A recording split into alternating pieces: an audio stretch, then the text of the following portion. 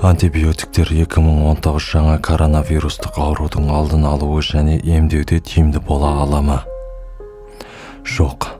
Антибиотиктер вирусқа әсері жоқ. Тек бактериялық инфекцияларға әсер етеді. Коронавирус ауруы вирус тудырады. Сондықтан антибиотиктер ешқандай әсер етпейді. Антибиотиктерді 2019 жаңа коронавирус ауруының алдын алу немесе емдеу үшін қолдануға болмайды. Антибиотиктерді бактериялық инфекциялар дәрігерінің нұсқауы бойынша емделген жағдайда ғана қолдануға болады. Құрметті көрермендер, коронавирустық мәліметтер және одан сақтану жолдарын үгіттеу мақсатында бұл бейне материалды туыс-туғандарыңызға, жақындарыңызға таратыңыз. Каналға жазылып қоңырау белгісін бассаңыз, әлемдегі ең жаңа коронавирустық ақпараттардан хабардар бола аласыз.